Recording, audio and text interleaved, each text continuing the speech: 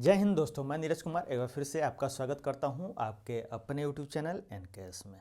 तो चलिए चलते हैं और अपने सेशन को शुरुआत करते हैं। जैसा कि आप देख सकते हैं दोस्त, हम 8.1 प्रश्नावली को सॉल्व कर लिए थे। उसके पश्चात हमने देखा था एक बहुत ही महत्वपूर्ण प्रमेय था, मध्य बिंदु प्रमेय था, जिसे हमने देख लिया था। उसके पश्चात इसी मध्य बिंदु प्रमेय का एक वाइस वर्सा यानी एक उल्टा प्रमेय था, उसे भी हमने सिद्ध कर लिया था।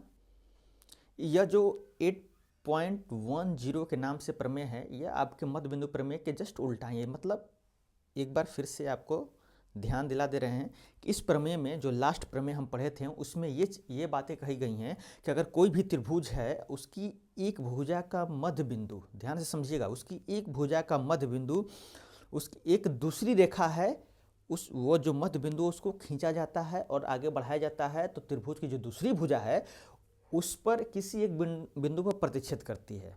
और जो वो रेखाखंड बना, वो एक जो तीसरी भुजा बनती है, तीसरी भुजा जो त्रिभुज की है उसके समांतर है। यानी कि एक भुजा का मध्य बिंदु और जो रेखाखंड बना है वह एक दूसरी जो भुजा है उसके समांतर है। और अंत में आपको यह सिद्ध करना था कि जब वह मध्य बिंदु को आगे बढ़ाते हैं तो जो तीसरी रेखा पर कट करती है, या फिर जो भी वो पहली दूसरी जो भी हो, दूसरी या तीसरी जो भी रेखा आप नाम ले सकते हैं, उसमें कोई समस्या नहीं है। जो जिस रेखा पर आप वो बिंदु पर प्रतिच्छेद कर रहा है, बस वो सिद्ध करना था कि वह बिंदु उस रेखा का मध्य बिंदु है। यही दो प्रमेय हमने पढ़ा है, मध्य बिंदु प्रमेय, और ये जस्ट उसका उल्टा था। और आगे हमने देखा था कि उदाहरण, जो हमने इसके आगे जो उदाहरण था उससे हमने लगाया था और समझा था। चलिए आइए एक और उदाहरण है, उसे समझते हैं, करते हैं, और उसके बाद हम चलेंगे अपने प्रश्नावली 8.2 की तरफ। तो आइए, सेशन को शुरू होने से पहले एक बार लाइक कर लीजिए, सब्सक्राइब कर लीजिए और शेयर करते रहिए। आइए चलिए चलते हैं। जैसा कि आप देख सकते हैं, ये 8.9 और 8.10 के नाम से ये दो प्रमेय हैं, हमने बता दिया था इसे। ये जो उदाहरण 7 है, इससे भी हमने बखूबी अच्छे तरीके से समझ लिया था किस प्रकार हुआ था। चलिए अब हमारा समय है उदाहरण 8 का। जरा उदाहरण 8 को ध्यान से पढ़िएगा क्या कह रहा है। हम कर रहे हैं दोस्त अभी उदाहरण 8। चलिए आइए, सबसे पहले प्रश्न क्या दिया हुआ है इससे समझने की कोशिश कीजिए। बोल रहा है कि L, M और N तीन समांतर रेखाएं हैं। तीनों ये आपस में जो देख रही हैं रेखाएं दोस्त आपके समक्ष, आप देख सकते हैं, ये तीनों क्या हैं? समांतर रेखाएं हैं।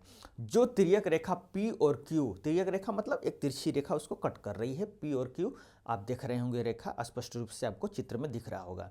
इस प्रकार प्रतिच्छेद करती हैं कि L, M और N रेखा P पर समान अंतःखंड AB और BC काटती है। मतलब कि जो AB का लेंथ है और जो BC का लेंथ है, दोनों आपस में क्या है? बराबर है। यानी कि यूं कहें कि जो AC है, आप जो देख रहे हैं AC, B जो है उसका मध्य बिंदु है। क्या है? मध्य बिंदु है। चलिए आइए देखिए आगे क्या कह रहा है। दर्शाइए कि LMN रेखा जो है Q पर भी समान अंतःखंड, यानी कि आपको यह सिद्ध करना कि जो DE है और EF है वो आपस में लेंथ उनका क्या है? बराबर है। यानी कि अल्टीमेटली आपको यह प्रूफ करना है कि जो E है पॉइंट, आप जो चित्र में देख रहे हैं दोस्त, ध्यान से देखिएगा, जो E पॉइंट है वो DF का मध्य बिंदु है। आपको यह सिद्ध करना है। तो चलिए आइए प्रश्न के अनुसार चलते हैं। सबसे पहले क्या दिया हुआ है वो लिख लेते हैं। दिया हुआ है क्या दोस्त? जरा ध्यान से देखिएगा। दिया हुआ है कि L, M और N तीन समांतर क्या है? तीन समांतर रेखा है। तीन समांतर क्या है? रेखा है। आइए सबसे पहले L, M, N और तीन ये रेखाएं हम बना लेते हैं इस प्रकार। चलिए, ये हमारी तीन रेखाएं होंगी जो समांतर हैं। इनको एक P रेखा जो है कट कर रही है इस प्रकार, इसका नाम दे देते हैं P। उसी प्रकार एक दूसरी तिर्यक रेखा है जिसका नाम है Q। यह भी क्या कर रही है? कट कर रही है। और इस प्रकार कट कर रही है कि यह अगर L है, यह M है और यह N है, तो यह L पर A बिंदु, यह जो बिंदु है यह A, P जो है, P जो ट्रांसवर्स रेखा है या यूं कहें प्रतिच्छेद जो रेखा है वह L पर A, M पर B और N पर C। तो चलिए आइए नामकरण कर देते हैं B और यह N पर C। उसी प्रकार अब इधर देखिएगा तो यह आपका D है और ये आपका E है और F है। ये चित्र हो गया। अब ये LMN 3 समांतर रेखाएं, इसके अलावा और आपको क्या दिया हुआ है, हमको यह दिया हुआ है कि जो B है वह मध्य बिंदु है। ध्यान से समझिएगा, B क्या है, मध्य बिंदु है। यह मध्य बिंदु डायरेक्ट लिखा नहीं है, लेकिन जिस प्रकार से लिखा है कि AB बराबर है BC के, तो इसका जाहिर सा मतलब क्या होता है, B क्या हो जाएगा, मध्य बिंदु। चलिए आइए अब चलते हैं अपने सवालों पर, करते हैं। जरा ध्यान से देखिएगा, LMN 3 समांतर रेखाएं हैं, B मध्य बिंदु है। B डायरेक्ट मध्य बिंदु नहीं लिखा है, फिर से बोल रहे हैं। क्यों? क्योंकि इसने बोला है AB और BC बराबर है, और जब ये AB और BC बराबर है दोस्त, तो जाहिर सी बात है B क्या हो जाएगा, मध्य बिंदु। किसका? AC का। किसका? AC का। अब हमको प्रश्न में करना क्या है, हमको प्रश्न में क्या करना है दोस्त, हमको यह दर्शाना है। क्या दर्शाइए, दर्शाइए या प्रश्न को लगाइए, जो भी हो। आपको करना क्या है, हमको करना है कि DE बराबर होगा EF के, या यूं कहें कि E मध्य बिंदु। क्या है E? क्या है? मध्य बिंदु। किसका? DF का। किसका दोस्त? DF का।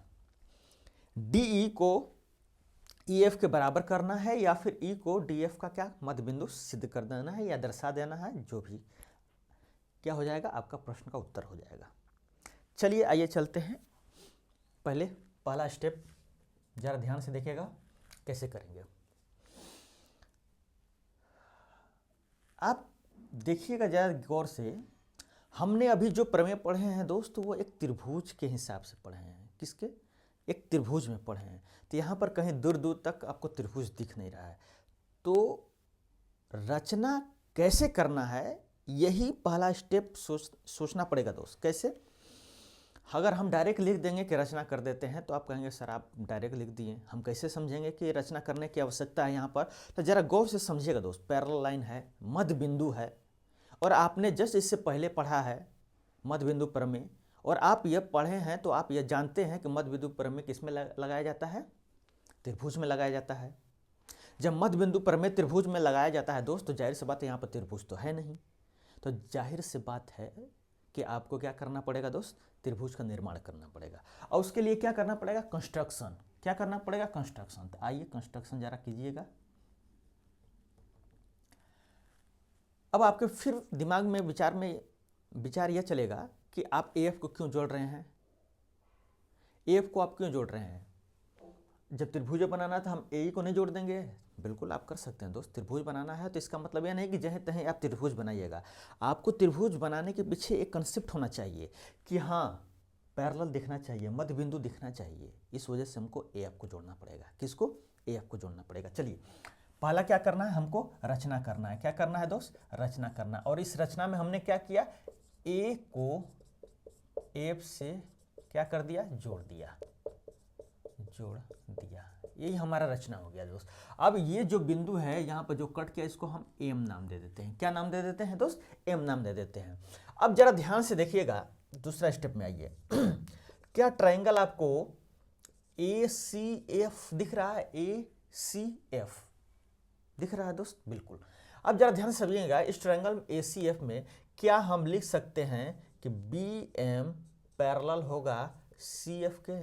जरा बताइएगा, क्या हम इस ACF जो ट्रायंगल दिख रहा है आपको, क्या उसमें हम BM पैरेलल CF के लिख सकते हैं? बिल्कुल लिख सकते हैं। क्यों लिख सकते हैं? क्योंकि आपको दिया हुआ है, क्या दिया हुआ है कि L रेखा पैरेलल है। क्या दिया हुआ है दोस्त? M रेखा जो है वो पैरेलल है N रेखा के। जब यह M रेखा इस N रेखा के समांतर है, तो इसका एक टुकड़ा या आधा टुकड़ा या एक तिहाई टुकड़ा या थोड़ा सा ही टुकड़ा इसके क्या होगा, समांतर ही होगा। तो जरा समझिएगा, हमने क्या लिखा, BM पैरेलल CF। अब जरा ध्यान से समझिएगा, अब इस ACF ट्रायंगल में क्या AC का B क्या है, मध्य बिंदु है। क्या है? मध्य बिंदु है। क्या है? मध्य बिंदु। अब यहां से जरा ध्यान से देखिएगा, यहां से जरा ध्यान से देखिएगा दोस्त, एसीएफ ट्रायंगल में एसी का बी क्या है, मध्य बिंदु है। अब दो कॉन्सेप्ट यहां पर मिल गए, दो चीजें आपको मिल गए हैं, क्या कि एक ट्रायंगल एसीएफ है जिसमें यह जो बी है एक रेखा का मध्य बिंदु है, और यह जो रेखा यहां से बी पॉइंट से हम यहां पर रेखा आगे बढ़ा रहे हैं, तो इसी ट्रायंगल का एक बिंदु एम पर क्या हो रहा है, प्रतिच्छेद कर रहा है, और जो यह रेखा का निर्माण हुआ है बी एम, वह सी एफ के क्या है, पैरेलल है। तो यानी कि अभी आपने जो प्रमेय पढ़ा है 8.10, यानी कि प्रमेय 8.10 के अनुसार उसमें क्या कहता है दोस्त, उसमें यही तो बोलता है कि किसी भी त्रिभुज का एक मध्य बिंदु लीजिए, वहां से एक रेखा बनाइए, वो दूसरी रेखा पर या तीसरी रेखा पर किसी एक बिंदु पर प्रतिच्छेद करेगी, और जब वह रेखा जो बन जाएगा तो उसके तीसरी रेखा के क्या होगा, समांतर होगा। तो जो वह बिंदु है जहां पर प्रतिच्छेद किया है वो मध्य बिंदु होगा। क्या होगा, मध्य बिंदु होगा। यही तो कहता है अपना क्या 8.10। तो आप सोच रहे होंगे कि इतना सर क्या हमको नाम याद रहेगा प्रमेय 8.10 के अनुसार। अगर नहीं, हम ये उम्मीद भी नहीं रखते हैं दोस्त कि ये सबको याद रहेगा कि प्रमेय 8.10 ही है। आप जरूरी नहीं है कि वो याद करें, लेकिन आपको इतना तो याद ही रखना पड़ेगा कि वो मध्य बिंदु प्रमेय का क्या उल्टा है, मध्य बिंदु प्रमेय का क्या है, उल्टा है। तो आप यहां पर लिख सकते हैं क्या, मध्य बिंदु प्रमेय का उल्टा जो है, क्या है, मध्य बिंदु प्रमेय का उल्टा के अनुसार क्या हो जाएगा, क्या हो जाएगा, एम मध्य बिंदु हो जाएगा। क्या हो जाएगा, एम मध्य बिंदु किसका हो जाएगा, ए एफ का। किसका हो जाएगा, ए एफ का। किसका हो जाएगा दोस्त, ए एफ का।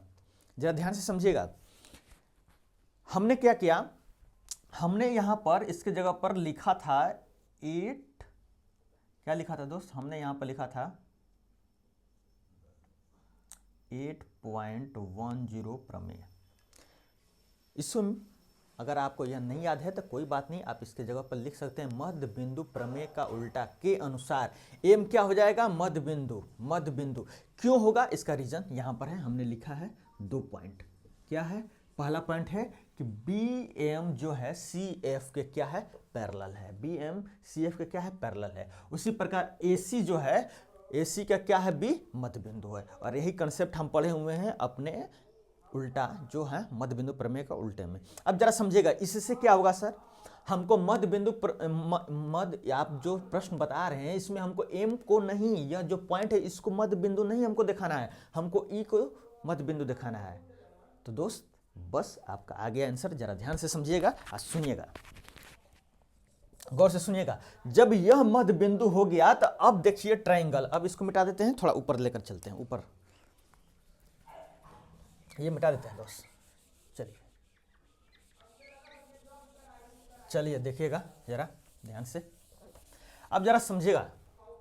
हमने अभी साबित क्या किया कि एम क्या है, मध्य बिंदु है। अब जरा तीसरा पॉइंट में, चौथा पॉइंट हो जाएगा दोस्त, आपका तीसरा पॉइंट था, चौथा पॉइंट जरा ध्यान से देखिएगा। अब ट्रायंगल ए डी एफ को देखिए, क्या ट्रायंगल ए डी एफ में, जरा ध्यान से देखिएगा, ए डी एफ में क्या हम लिख सकते हैं एम ई पैरेलल होगा ए डी के, जरा गौर से और ध्यान से देखिएगा।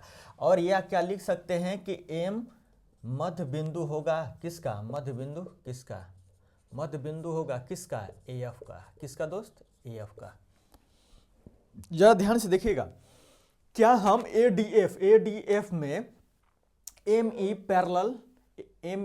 पैरेलल ए डी लिख सकते हैं, लिख सकते हैं सर। क्यों लिख सकते हैं, क्योंकि एम जो है वह पैरेलल है एल के।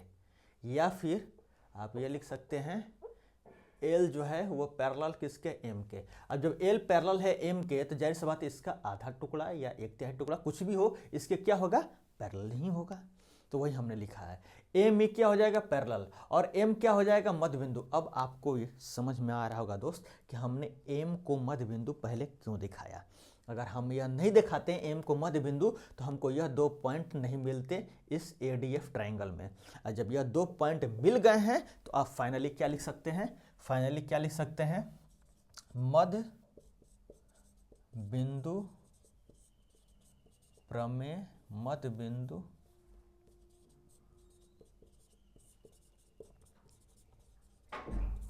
उल्टा, यहाँ पर ऐसे लिखिएगा, मध्य बिंदु उल्टा प्रमेय के अनुसार, मध्य बिंदु उल्टा प्रमेय के अनुसार क्या हो जाएगा, क्या हो जाएगा दोस्त, ई मध्य बिंदु, ये क्या हो जाएगा, मध्य बिंदु किसका हो जाएगा, डीएफ का, किसका हो जाएगा, डीएफ का। और हमको यही करना है, हमको क्या करना है दोस्त, यही तो करना है। चलिए ये हो जाएगा इस प्रकार, ई क्या हो गया, मध्य बिंदु, यह मध्य बिंदु, यह इसके पैरेलल, और मध्य बिंदु प्रमेय का उल्टा में यही तो हमने पढ़ा है कि एक किसी भी ट्रायंगल का एक बिंदु मध्य बिंदु हो और वो जो रेखाखंड हो पैरेलल हो, तो यह तीसरा जो बिंदु, यह जो बिंदु है यहाँ पर कट हो रहा है, यह भी क्या हो जाएगा, मध्य बिंदु हो जाएगा। क्या हो जाएगा दोस्त, मध्य बिंदु हो जाएगा। तो इस प्रकार ये आपका उदाहरण यहाँ पर समाप्त होता है दोस्त। ये आपका उदाहरण रहा, 8वां उदाहरण यहाँ पर समाप्त होता है। चलिए चलते हैं, मिलते हैं अपने नेक्स्ट प्रश्नावली सेशन में, जहाँ पर प्रश्नावली 8.2 को सॉल्व करेंगे, देखेंगे, उन्हें सभी प्रश्नों को समझने का कोशिश करेंगे। इससे पहले आप क्या करेंगे कि 8.2 के प्रश्नों को सभी एक बार देख लेंगे अपने अनुसार और उसे करने का प्रयत्न करेंगे और यह देखेंगे कि कहाँ हमें दिक्कतें हो रही हैं और उसे हम किस प्रकार समझें। चलिए आइए, चलिए चलते हैं, सेशन को समाप्त करते हैं। Have a nice day, God bless you, जय हिंद।